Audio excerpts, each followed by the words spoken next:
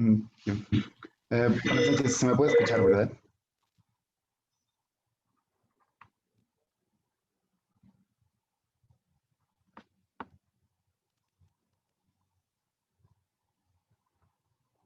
Ya, perfecto. Entonces, ya. Buenas noches a todos los asistentes y bueno, una vez más, les agradecemos por su asistencia a esta ponencia más de este primer curso de farmacología.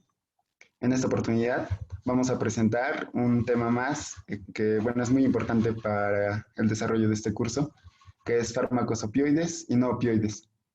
Bueno, en este caso esta ponencia va a ser un poco especial, ya que por los mismos estudios de nuestro ponente no se pudo tener la disposición de esta hora. Es por eso que nuestro ponente nos ha dado la facilidad de este video, el cual lo vamos a reproducir ahora y cualquier pregunta que tengan la pueden escribir en el chat, nosotros la vamos a registrar y bueno, se va a poder responder por la plataforma de Schoology, por donde se están coordinando también. Bueno, entonces, sin más, vamos a dar inicio a esta ponencia que va a ser presentada por nuestro ponente, Ronald Alfredo Pasapilco. Y bueno, entonces comenzamos.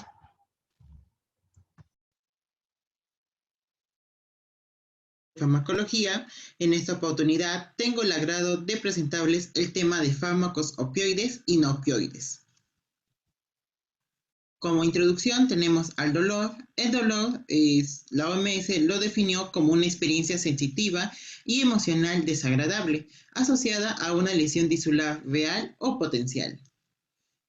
Nosotros, a lo largo de nuestra vida, hemos sufrido de distintos dolores, ya sea un dolor a nivel lumbar, cefaleas o dolores musculares. Aquí les traje algunos ejemplos.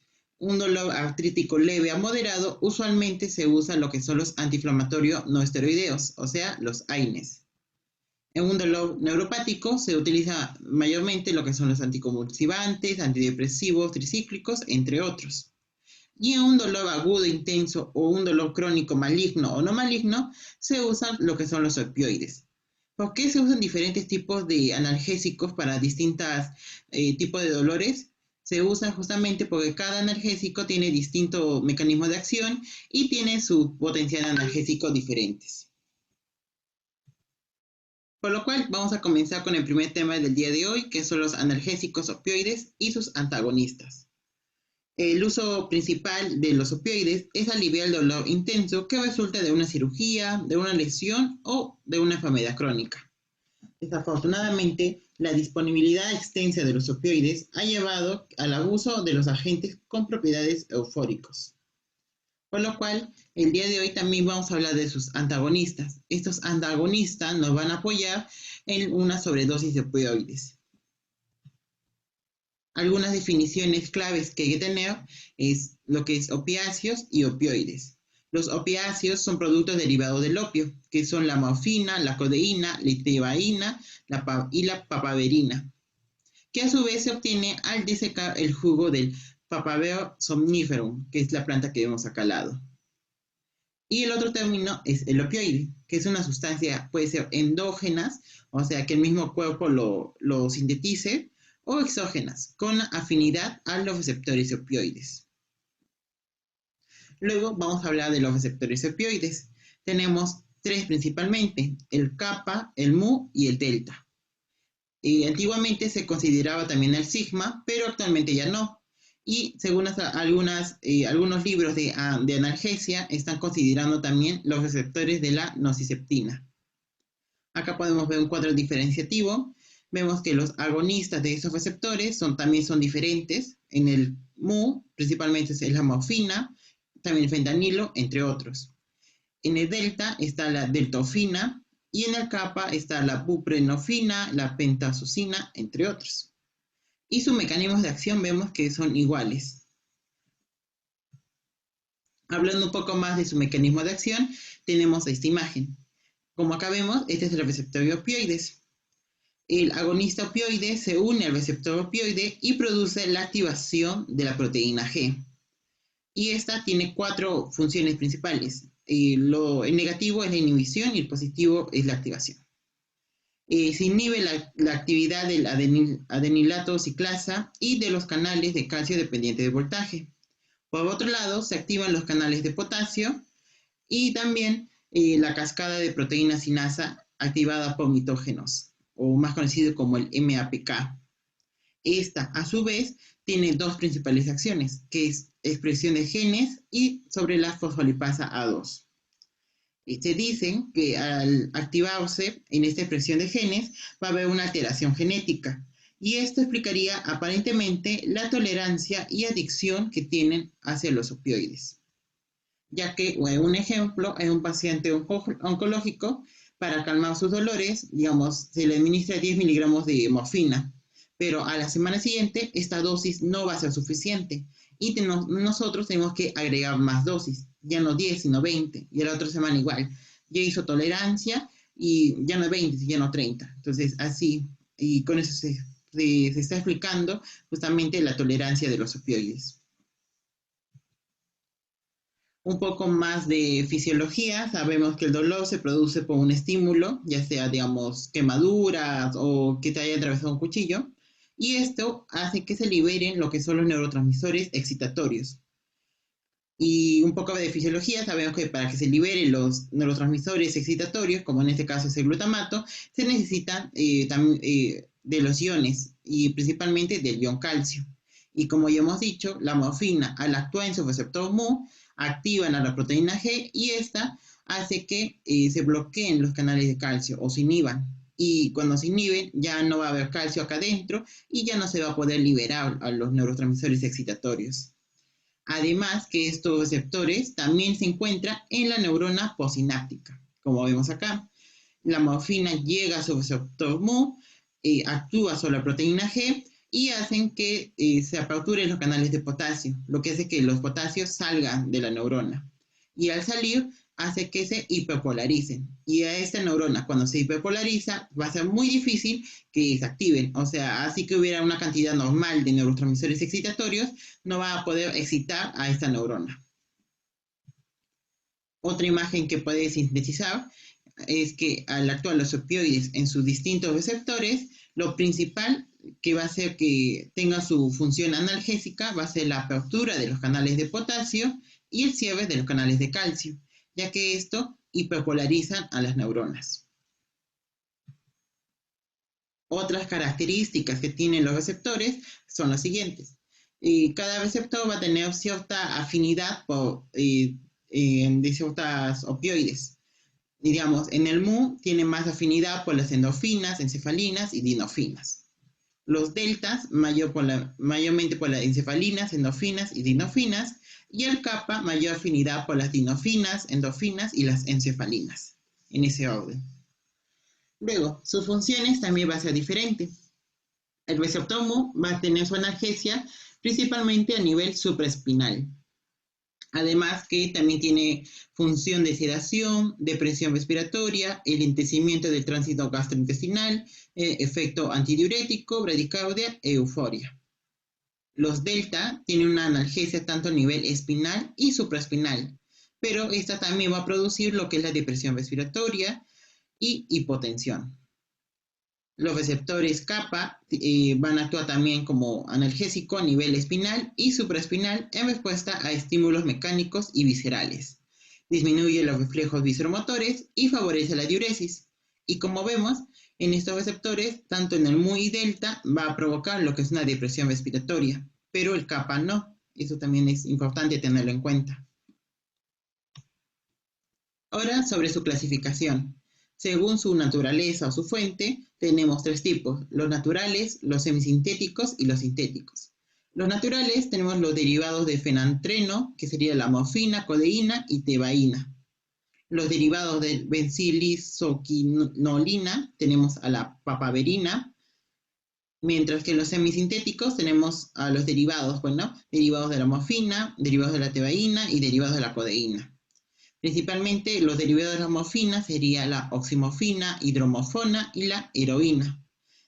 En los derivados de la tebaína tenemos al buprenorfina y a la oxicodona. Y a los derivados de la codeína tenemos al tramadol. Y por último, en los sintéticos tenemos igual 3 familias, de los cuales el principal que destacaría sería los morfinianos, ya que dentro de ellos está la naloxona, que es un antagonista de los opioides. Otra clasificación es también según su acción. Tenemos a los agonistas puros, agonistas parciales, antagonistas mixtos. De estos 4 vamos a explicar sobre los agonistas puros. Van a tener cierta afinidad por los receptores mu, lo que le van a conferir una máxima eficacia. Mientras que los antagonistas puros van a tener afinidad por estos receptores mu, pero no va a provocar una actividad intrínseca. Sobre los agonistas parciales, van a tener cierta afinidad por los receptores mu, pero va a tener una menor actividad intrínseca. Y por último, los antagonistas mixtos van a tener una afinidad por receptores mu y también sobre otros receptores. Una gran diferencia entre los agonistas puros y los agonistas parciales es el efecto del techo analgésico. Esto quiere decir que va a llegar un momento en que, aunque se aumente la dosis del fármaco, no va a aumentar el alivio del dolor. Y ese efecto de techo analgésico lo van a tener los agonistas parciales, que como ya les mencioné, que va a llegar un momento donde aumentamos la dosis y ya no va a sufrir, el efecto ya no va a ser el esperado.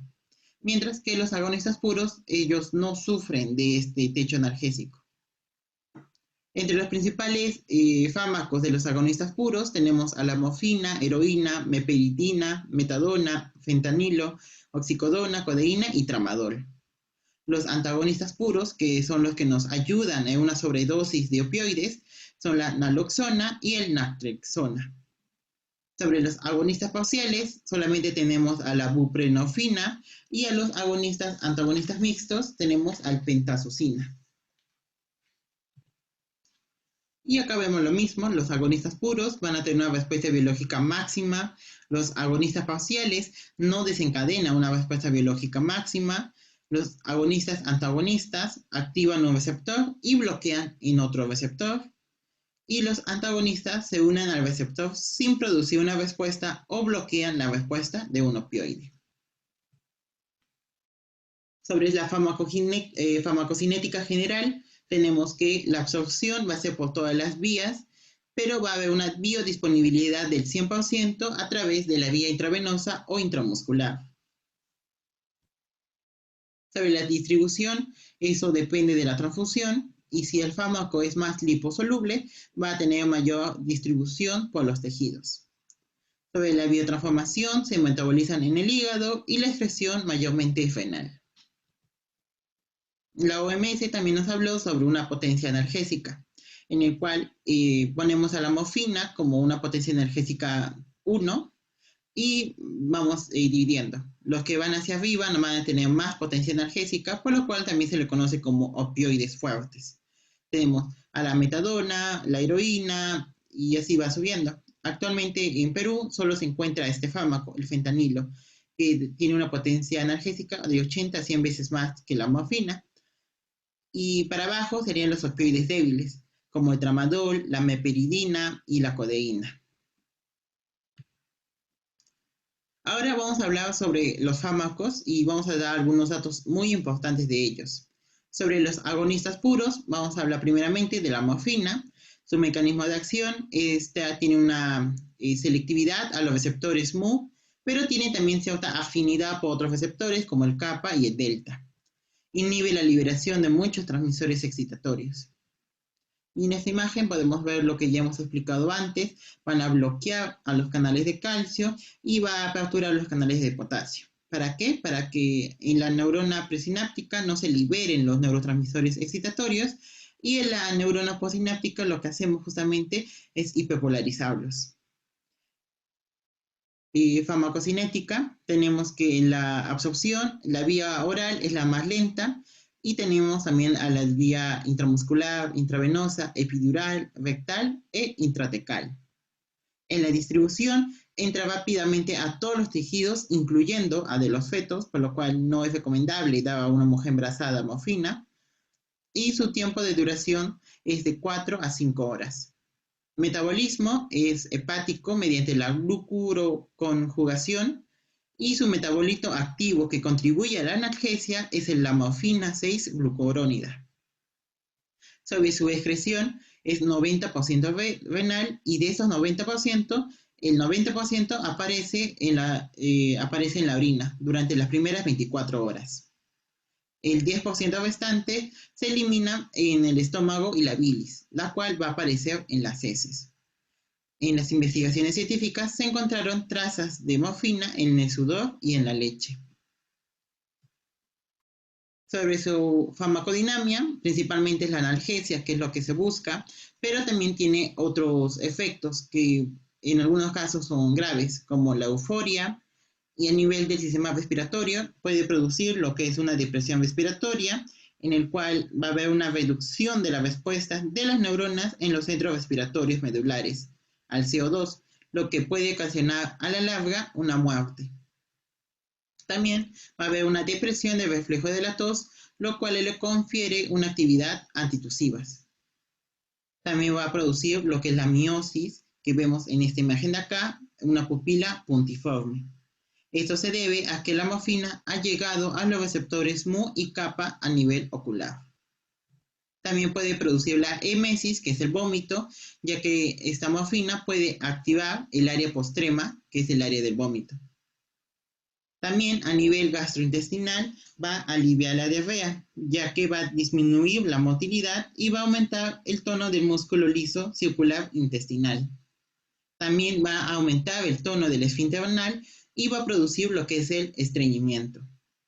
A nivel cardiovascular, acá se diferencia de otros fármacos que ya hemos estudiado, que normalmente lo que hace es una hipertensión.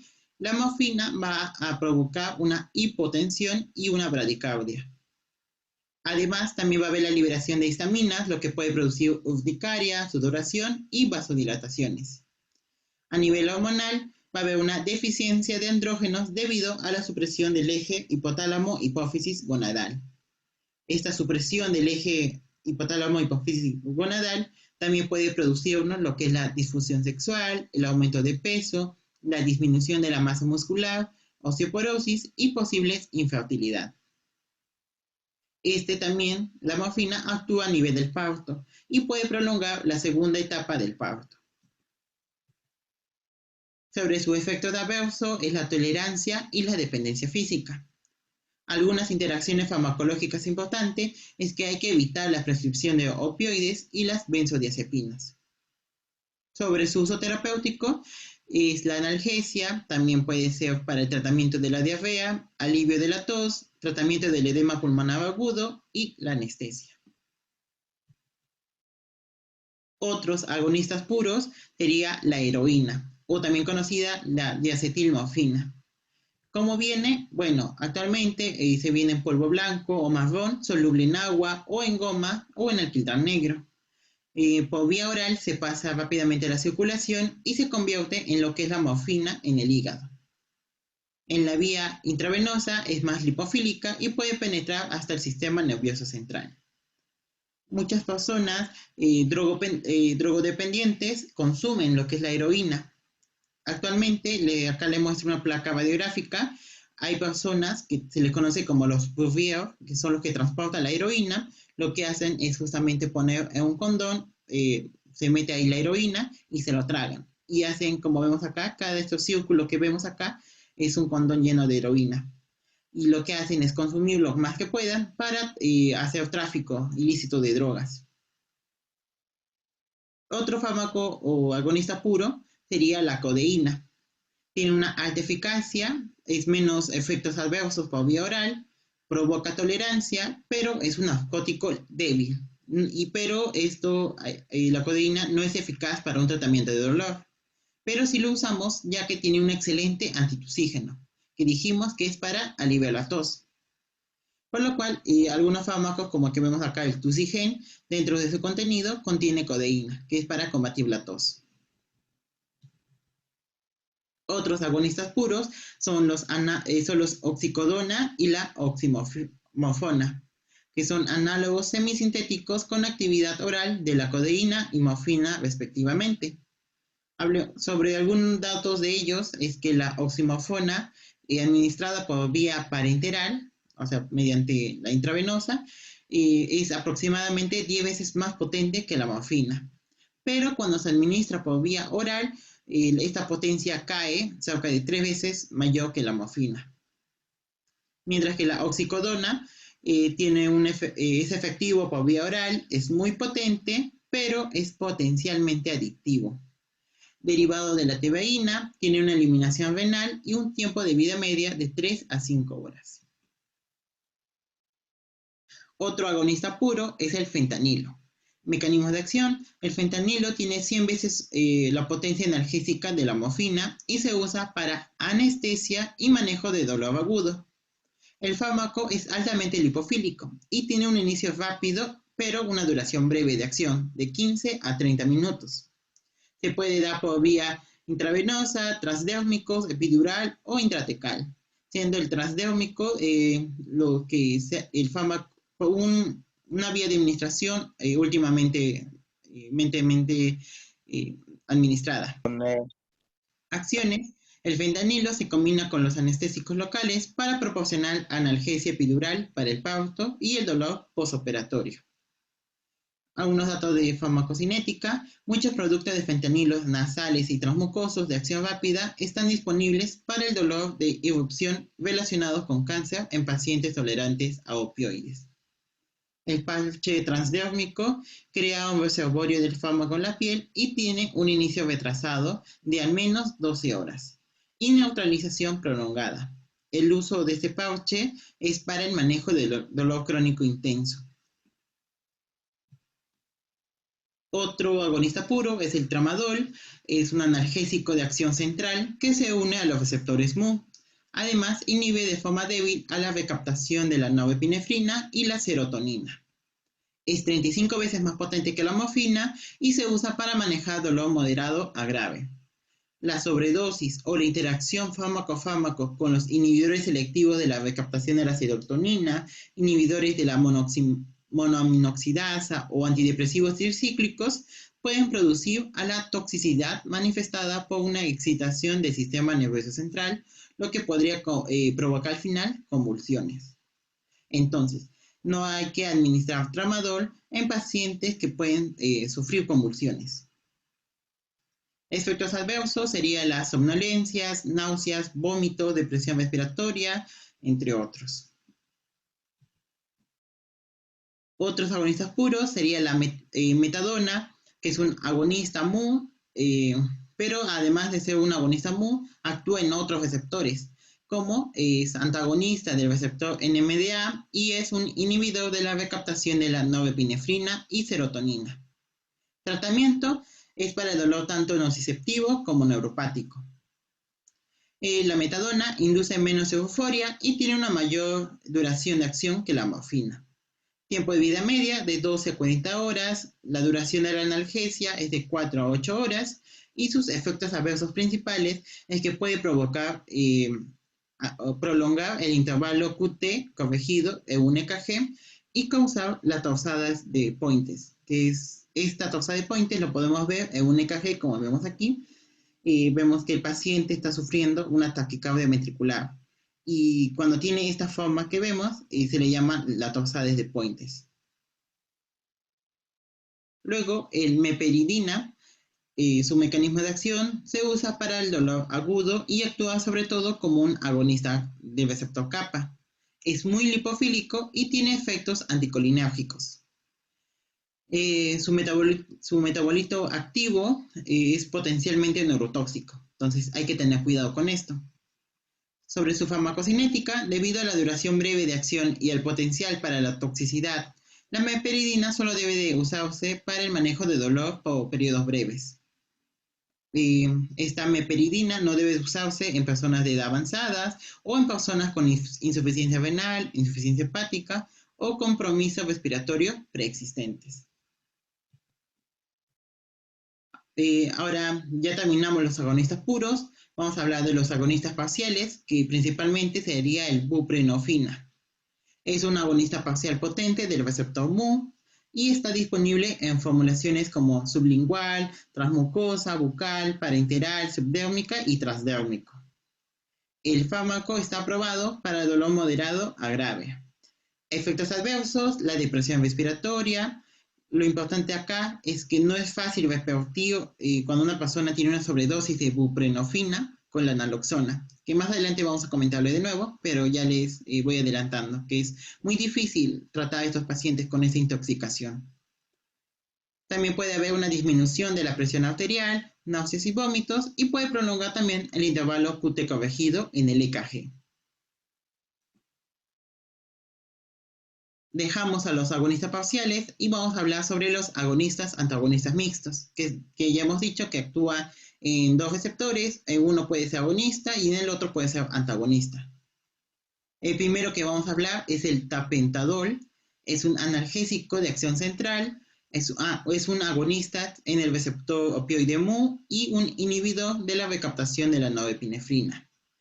Se usa para manejar el dolor agudo y crónico de moderado a grave, lo que incluye el dolor neuropático, relacionados en neuropatía periférica diabética, que esto es lo que sufren los diabéticos ya crónicos.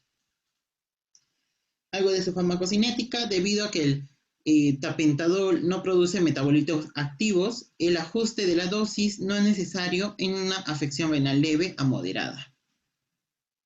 La pentazocina es un agonista de los receptores kappa y es un antagonista débil o agonista parcial de los receptores mu. Pueden administrarse ya sea por vía oral o parenteral, pero rara vez se usa para el manejo de dolor, ya que tiene efectos adversos como la euforia, depresión respiratoria, aumento de la presión arterial, taquicardia y alucinaciones. Con eso terminamos con los agonistas. Un dato extra, ya sé que varios de nosotros hemos visto lo que es la serie de Doctor House y siempre, bueno, personalmente me llamó la atención la palabra Vicodin. Yo no sabía que era Vicodin y pensé que era un opioide. Entonces lo busqué y con ese nombre no había.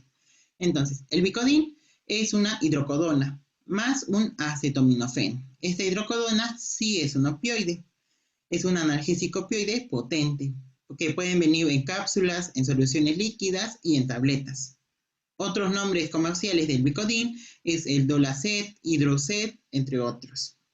Su uso es para dolor de moderado grave y se usa 4 a 6 horas por vía oral. Lo malo de este Vicodin es que es un producto altamente adictivo, que nosotros ya lo hemos visto justamente en la serie Doctor House, ya que este personaje era muy adicto al Vicodin. Metabolismo hepático y biodisponibilidad del 90%. El tiempo de vida media es de 3.8 horas y es excretado por vía renal. Otros datos importantes que hay que tener en cuenta en nuestra vida como médicos va a ser identificar a los pacientes que tienen sobredosis de opiáceos. Por lo cual es importante aprendernos el síndrome de intoxicación de opiáceos, que principalmente son estos tres. La miosis, que ya les expliqué, que es una pupila, puede decirse pequeña, alteración del estado mental y distrés respiratorio. Ahora, cuando una persona quiere dejar de consumir opiáceos para mejorar su calidad de vida, no va a ser fácil, ya que esa adicción lo que va a provocar es un síndrome de abstinencia de opiáceos, que como vemos en este libro de Liof nos dice que van a ser 3 etapas. Etapa 1, que es hasta las 8 horas, principalmente el paciente va a presentar ansiedad y ansias de consumir su opioide. En la etapa 2, de 8 a 24 horas, el paciente puede seguir, mejor dicho, con la ansiedad, puede presentar lo que es insomnio, alteraciones gastrointestinales, rinorrea, midriasis y diaforesis.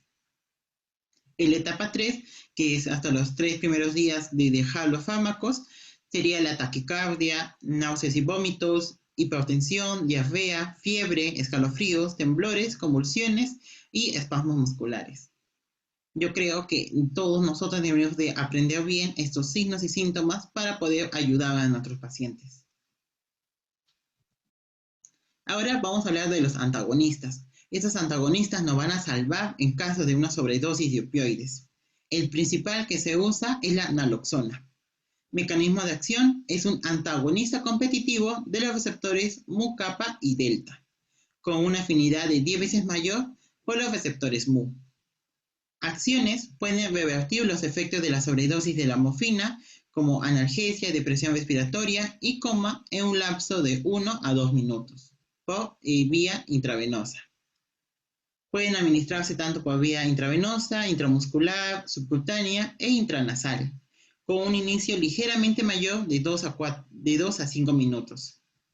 Por todo esto, se le considera la naloxona como el antídoto ante toxicidad por opioides. Su tiempo de vida media es de 30 a 81 minutos y se requiere dosis más elevadas y la administración continua de naloxona para revertir los efectos de la buprenorfina, que ya les había dicho, que con este fármaco, una sobredosis, va a ser muy difícil de tratarlo. Y como vemos, hay que tener una dosis más elevada de esta naloxona.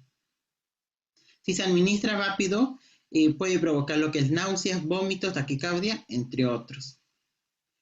Yo personalmente estaba viendo últimamente esta serie de Grey's Anatomy y otras series en el cual siempre hablaba del Narcan y no sabía que era el Narcan. Entonces, al hacer esta ponencia, investigué que el Narcan en su contenido es el naloxona. Y como ya les expliqué, este Narcan o naloxona nos va a ayudar mucho en pacientes drogodependientes que hayan sufrido una sobredosis. El otro antagonista es el naltrexona. Tiene acciones similares a la naloxona, pero tiene una mayor duración de acción y puede administrarse por vía oral, a diferencia del otro. Esta naltrexona se puede combinar con clonidina para la detoxificación rápida de opioides. Este cuadro de Amir nos señala algunas diferencias entre lo que es una sobredosis de alcohol y una sobredosis de opiáceos. Alguna similitud es que en ambos va a haber una depresión del sistema nervioso central y van a producir miosis. El tratamiento, naloxona. Y nos muestra acá también la diferencia según su síndrome de abstinencia, su deshabitación y complicaciones. Ahora vamos a pasar al siguiente tema de la exposición de hoy, que son los opioides, los fármacos no opioides, que en este caso principalmente los AINES, que son los antiinflamatorios no esteroideos. La mayoría de los componentes de este grupo comparten 4 acciones que lo definen, que es la analgesia, antitérmica, antiinflamatoria y antiagregante plaquetaria. Acá vamos a observar un cuadro diferencial entre lo que es el AINE y los opioides. El lugar de acción del AINE es preferentemente periférica, mientras que de los opioides preferentemente central. Sobre su eficacia, el AINE es moderada, mientras que el opioide es intensa. Usos clínicos: el AINE principalmente para cefalea, artralgias, mialgias o dolores moderados, mientras que los opioides es mayormente para dolores viscerales o dolores intensos, principalmente acá van los pacientes oncológicos. Otras acciones del AINE, como ya les mencioné, antitérmica, antiinflamatoria y antiagregante plaquetaria. Y de los opioides, como ya conocemos, la narcosis, el sueño, la dependencia y la tolerancia. Para hablar justamente del AINE hay que hablar sobre ciertos sistemas. Vamos a comenzar hablando cuando hay un estímulo inflamatorio que afecte a la membrana celular. Este va a mandar una serie de acciones para convertir los fosfolípidos de las células en ácido araquidónico. Y este a su vez va a decidir irse por una vía ciclooxigenasa o por una vía lipoxigenasa. El AINE va a actuar en ambas vías, pero principalmente va a actuar sobre la vía ciclooxigenasa, que es el tema que vamos a hablar hoy. Sobre la vía de la ciclooxigenasa hay 2 vías, COX-1 y COX-2. Y en general lo que van a producir es prostaglandina, prostaciclina y tromboxanos. Entonces, al darle el AINE nosotros, vamos a bloquear esa vía, vamos a bloquear al COX-1 y el COX-2. Bueno, primeramente, antes de bloquear, vamos a hablar qué hace la ciclooxigenasa. Como ya les dije, hay 2 tipos, el COX-1 y el COX-2. El COX-1 se le dice que es la forma no inducible o constitutiva. ¿Esto qué quiere decir? Que el COX-1 nosotros como persona ya lo tenemos. Lo que va a hacer mayormente es la producción de prostaciclinas o PGI, lo que tiene sus efectos como antitrombogénico y citoprotector en mucosa gástrica. Es lo que hace el COX-1. Ahora, si le damos un AINE que inhiba el COX-1, lo que va a hacer es quitarle esta mucosa citoprotectora y va a hacer que el estómago puede irritarse y producir ciertas enfermedades como las úlceras, entre otros. Y también puede producir una toxicidad renal. Ahora, el COX-2, este es una enzima inducible. Esto quiere decir que no está habitualmente en nuestro cuerpo. Y inducible, o sea, que lo inducimos. ¿Cómo? Mediante un tejido inflamado. Lo que hace el COX-2 principalmente es promover la síntesis de las prostaglandinas proinflamatorias. Entonces, si le damos un AINE, va a inhibir a estas enzimas o prostaglandinas proinflamatorias y ya no va a haber esa inflamación.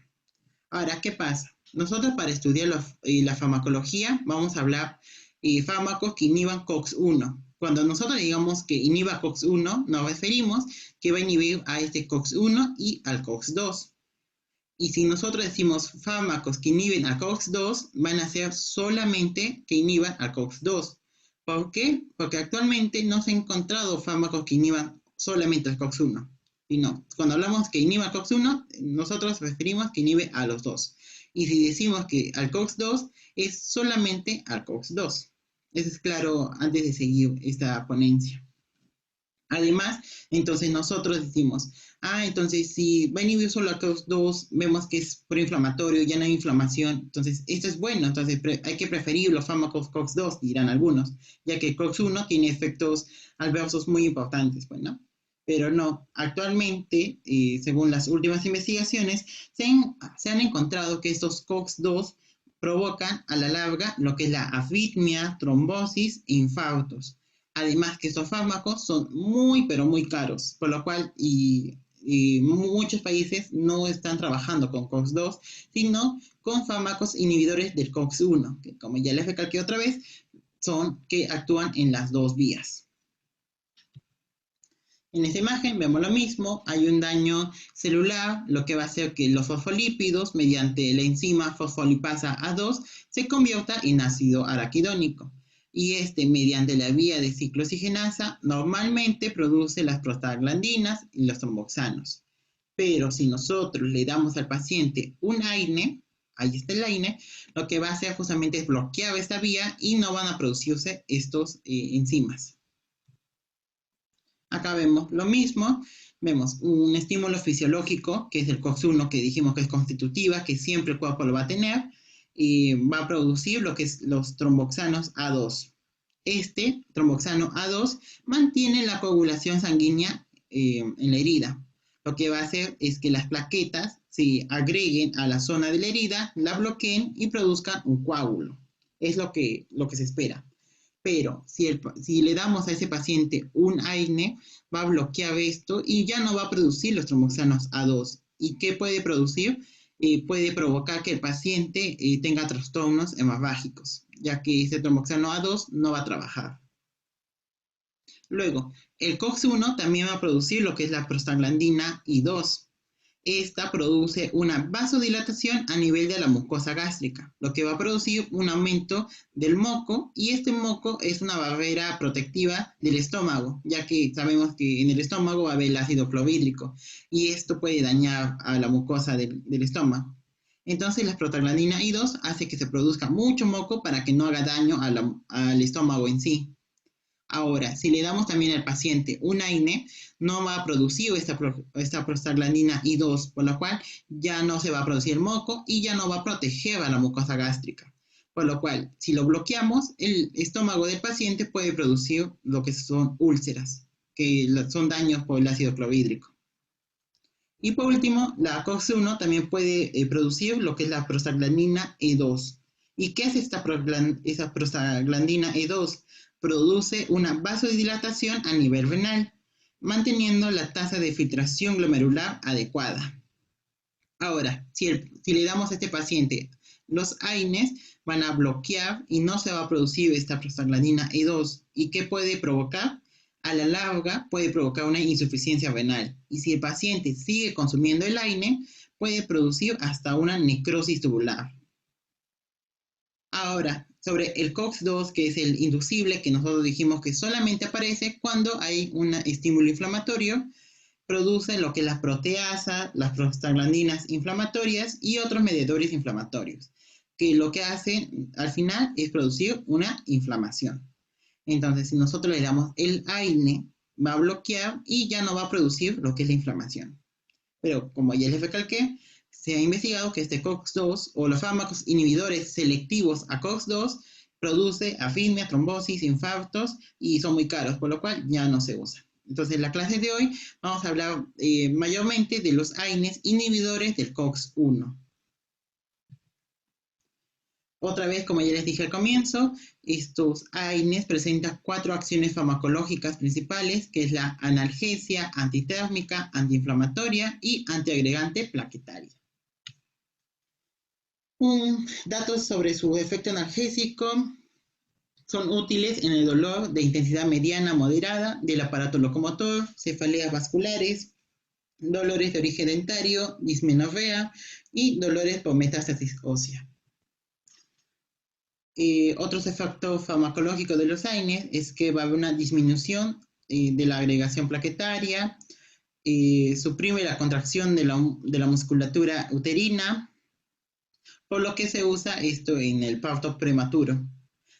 Y también provocan lo que es el cierre de ductos arteriosos en infantes, que eso es importante, por lo cual los AINES ya no se dan a mujeres embarazadas, ya que si le damos va a provocar esto, el cierre de ductos arteriosos, y esto va a hacer que el feto no tenga la circulación sanguínea que es la normal y pueda morir el bebé. Y el uso de aspirina y algunos AINES es efectivo preventivo del cáncer de colon y poliposis intestinal.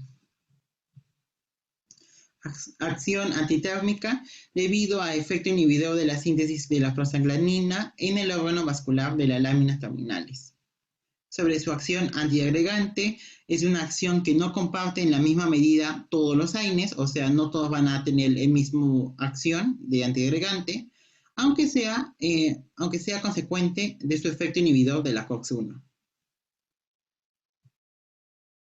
Sobre las reacciones adversas, las principales son los a nivel gastrointestinal, ya que de manera leve puede producir lo que es la pirosis, dispepsia, diarrea, estreñimiento, entre otros. Y ya una reacción ya más grave serían las úlceras y hemorragias digestivas. Por lo cual, 10% de los pacientes que toman AINES abandonan el tratamiento por la intolerancia gastrointestinales. Por lo cual, para que los pacientes dejen de dejar ese tratamiento, algunos doctores recetan también, junto a los AINES, los inhibidores de la bomba de protones o antihistamínicos H2.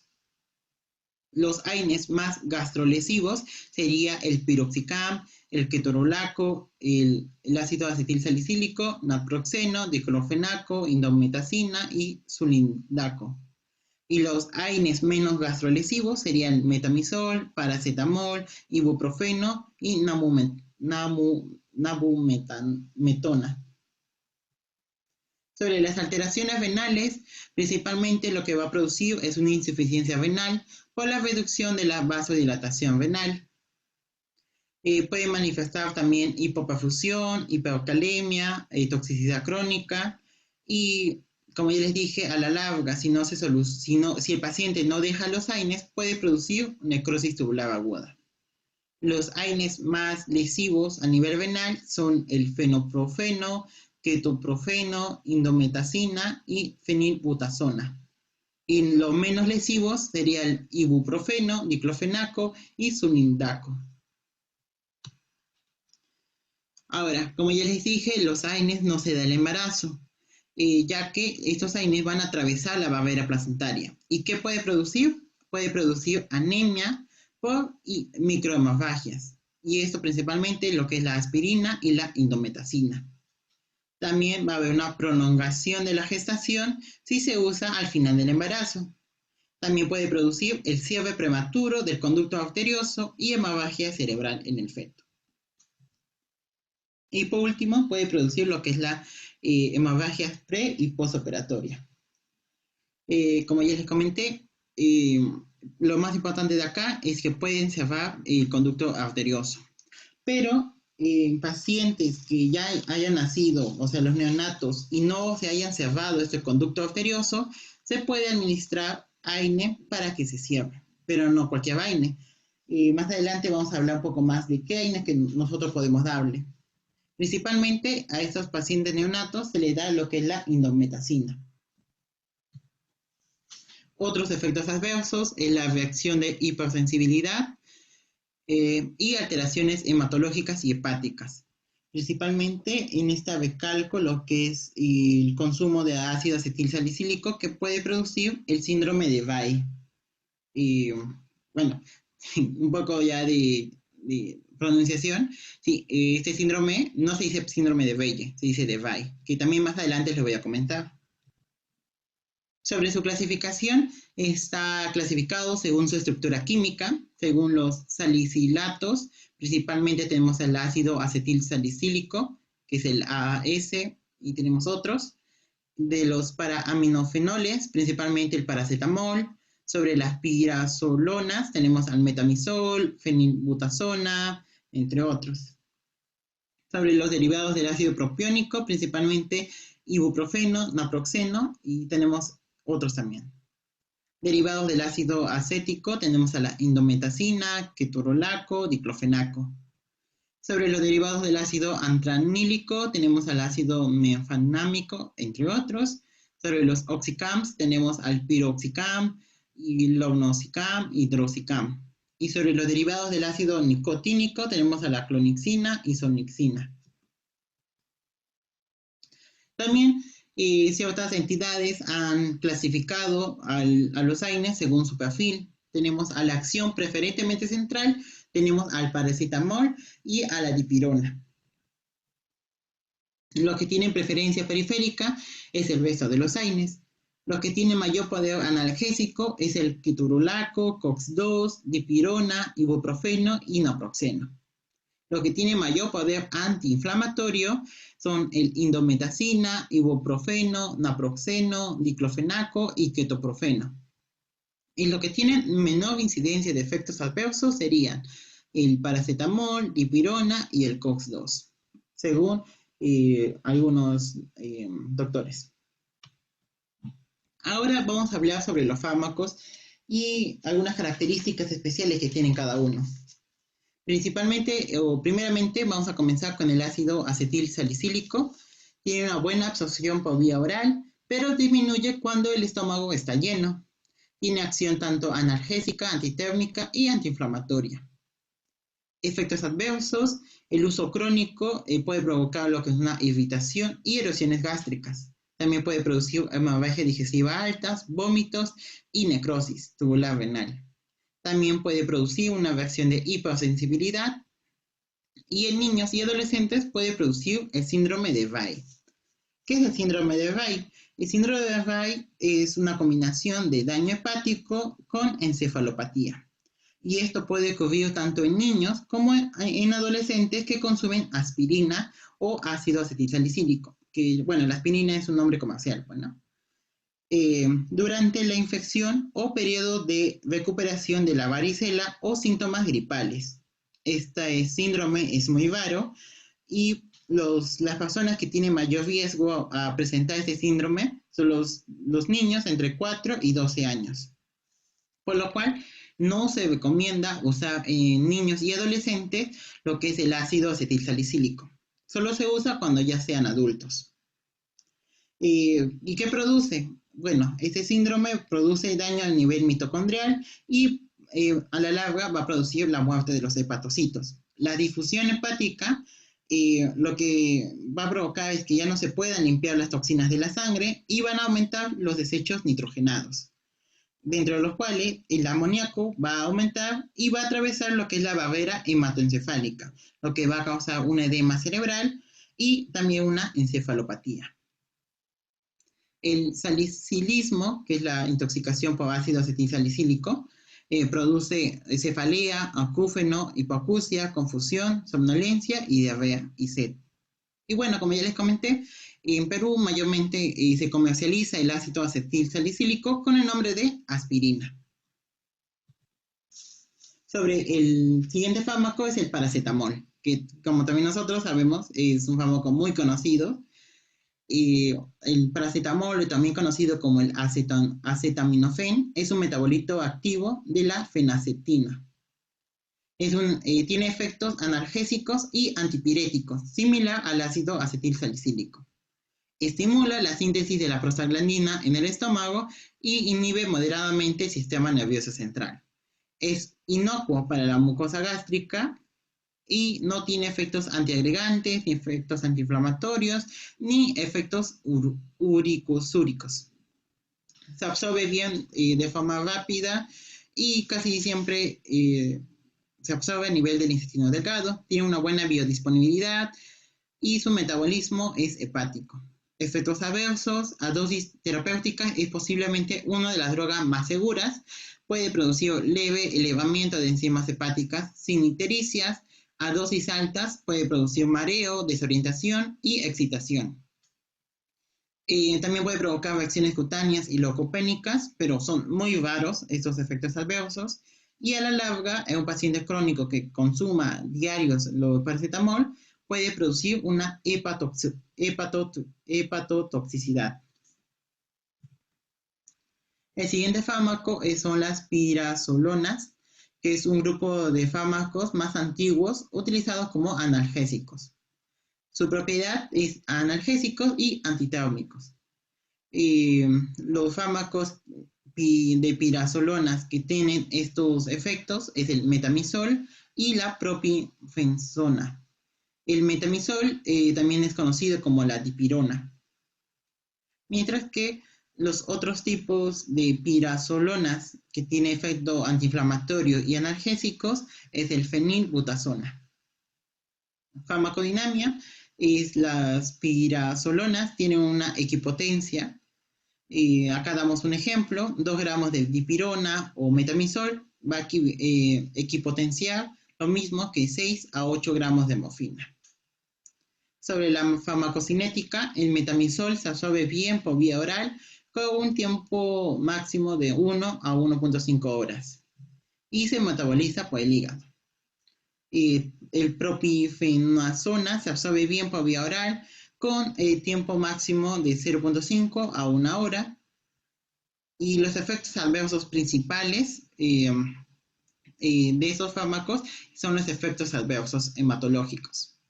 En Estados Unidos y en otros países han investigado hace años y se dieron cuenta que el metamizol o la dipirona, que dijimos que es lo mismo, puede producir lo que es la agrunocitosis y anemia plásica, por lo cual estos son efectos adversos muy graves, por lo cual han prohibido esta venta. Pero acá a nivel de Perú esto no ha pasado, nosotros usamos esta dipirona normalmente, pero acá tiene otro nombre comercial, que es la Antalgina. Y sé que a varios de nosotros van a sonar ese nombre, ya que Antalgina nosotros lo podemos comprar en cualquier farmacia y no necesita receta médica. Entonces, esto hay que tener mucho cuidado, porque se ha comprobado que hay casos que pueden presentar estos efectos adversos graves. Otros fármacos son los ácidos propiónicos, que van a tener principal acción lo que es la analgesia, antitérmica, antiinflamatoria y antiagregantes plaquetarios. Los dos principales de esa familia es el ibuprofeno y el naproxeno. El ibuprofeno es por vía oral, se absorbe con rapidez y tiene un tiempo máximo de 1 a 2 horas. También se puede administrar por supositorios, pero es más lento. Se excreta por la orina, efectos adversos, 10 a 15% de los pacientes enfermos no toleran el fármaco por sus efectos gastrointestinales. Esto también es importante. Otros efectos son lesiones cutáneas, trombocitopenia, cefalea, edema, mareo, etc. Y como cualquier vaina, no se recomienda a embarazadas. Y este ibuprofeno tampoco se recomienda a las mujeres que amamantan a sus hijos. El naproxeno es más potente que el ibuprofeno y tiene una vida media más prolongada. Al igual que otros AINES, puede causar alteraciones digestivas. Pero actualmente en lo que son los centros de salud son lo que más usamos en naproxeno. Ahora, sobre otra familia son los derivados del ácido acético y en este caso tenemos a la indometacina. Es útil para tratamiento de artritis reumatoidea y procesos inflamatorios relacionados. Aunque su eficacia es muy notable, su asociación con una elevada incidencia de efectos secundarios intolerables eh, a veces puede ser hasta irreversible e incluso fatales. Acción tiene actividad antiinflamatoria, antitérmica y analgésica. Es uno de los más potentes inhibidores de la síntesis de la prostaglandina, por lo cual esto afecta al ductus arterioso. Pero como ya les comenté, en pacientes neonatos que hayan nacido con esta malformación, que su ducto arterioso no se hayan cerrado y tiene una persistencia, nosotros podemos dar como tratamiento indometacina para que este ductus arterioso se cierre. Pero como ya les comenté, no se usa cualquier vaina en embarazadas. Podemos usar esta indometacina, pero ya una vez que ya haya nacido y que tenga persistencia de este ducto arterioso. Su acción analgésica la ejerce tanto a nivel central como periférica y algunos efectos adversos son las cefaleas, vértigo, mareos, confusión, gastritis, entre otros. Y recalcando otra vez más, no se da a las embarazadas porque tiene un efecto fetotóxico y teratogénico. Ahora, otro derivado del ácido acético es el ketorolaco, que es un fármaco de muy buena eficacia y potencia analgésica. Como AINE clásico, también posee actividad antitérmica, pero no es utilizada para ese fin. Sobre su farmacocinética, su acción analgésica es probablemente debida a la inhibición periférica de la síntesis de prostaglandina, se absorbe bien por vía oral, tiene una biodisponibilidad superior al 80%, tiempo máximo de 30 a 40 minutos por vía oral y de 40 a 50 minutos por vía intramuscular. Y se une intensamente a las proteínas plasmáticas, hasta un 99%. Efectos adversos, problemas gastrointestinales y aumento del riesgo con la duración del tratamiento. También puede presentar dolor abdominal, diarrea, somnolencia, cefaleas, entre otros. Y acá vemos distintos fármacos, tanto intravenoso como en crema, como para aplicarse directamente a la piel. Otro derivado del ácido acético es el diclofenaco. Tiene un amplio uso para la analgesia antitérmica y antiinflamatoria, potentemente. Es un inhibidor de la ciclooxigenasa y potencia a la indometacina. Su vía parenteral es mayormente usada, se absorbe bien por vía oral, se une a la proteína plasmática en un 99%, se elimina por la orina y la bilis, pasa al líquido sinovial, donde alcanza concentraciones menores a las plasmáticas. Efectos adversos, gastrointestinales, náuseas, constipaciones y cefaleas, entre otras. Sobre su interacción farmacológica, se puede aumentar el efecto de la heparina, del metotrexato y de la digoxina.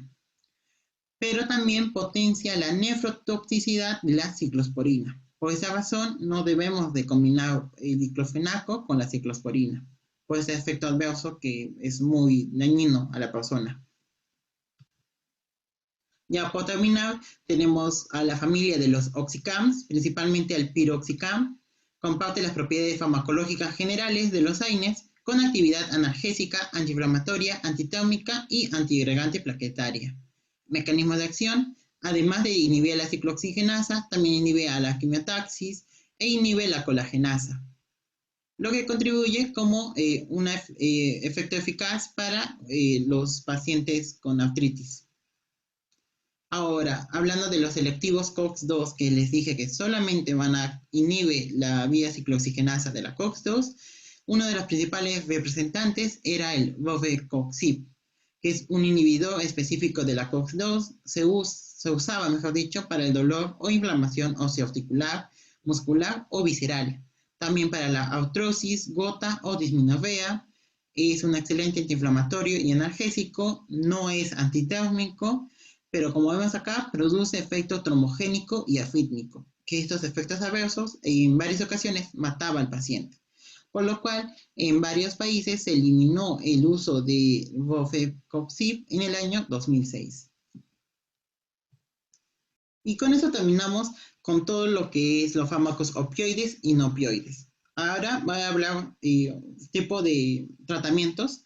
Se usa lo que es la escalera analgésica del dolor, en el cual, como vemos, es una escalera. Tiene 3 niveles. Dolor leve, que puede ser una cefalea, un dolor muscular. Lo que se usa son fármacos no opioides, o sea, los AINES que ya hemos hablado. Y pueden usarse los coadyuvantes. En el dolor moderado se usan los opioides débiles, que también ya les mencioné en la ponencia, y también se puede usar los no opioides, más unos coadyuvantes. Y ya en un dolor severo, como en pacientes oncológicos, se usa opioides fuertes, más los no opioides, más los coadyuvantes. Entonces, en esta escalera analgésica, vemos que se puede usar coadyuvantes y no opioides. Pero dependiendo del dolor, si es severo, se puede usar opioides fuertes, y si es moderado, opioides débiles. La misma escalera analgésica, pero ya con los fármacos. Pues no, dijimos, en el primer escalón se usa los no opioides, o mejor dicho, los AINES, y ahí tenemos, bueno, paracetamol, metamizol, ibuprofeno y diclofenaco. En el segundo escalón usamos los opioides débiles y los no opioides, tramadol, petidina, pentazocina y los coadyuvantes. En el tercer escalón, que son los opioides ya potentes, serían la morfina, la buprenorfina, oxicodona, entre otros. Espero, chicos, que les haya gustado esta ponencia. Si tuvieran una pregunta y está en mis capacidades responderlas, lo haré con mucho gusto y espero encontrarlos en otras actividades. Muchas gracias, chicos. Acá también ya les dejo flashcard para que se recuerden lo más importante de esta ponencia.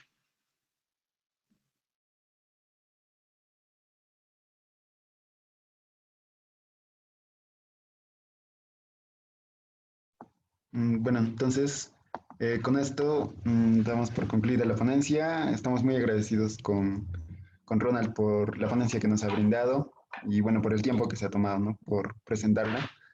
Y bueno, entonces, eh, si tienen preguntas pueden escribirlas en el chat, las voy a registrar y se las voy a entregar al ponente para que puedan ser respondidas normalmente. Bueno, entonces les voy a enviar el link del post-test para que puedan llenarlo. Y bueno, tendrán 20 minutos para completarlo.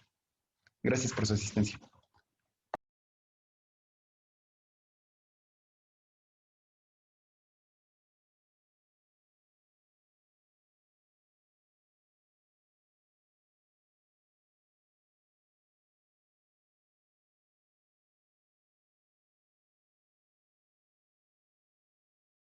Bueno, respecto a la pregunta de los videos, los videos van a ser subidos a la página de YouTube de Sociama.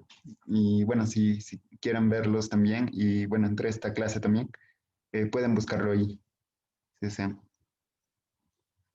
Bueno, gracias nuevamente.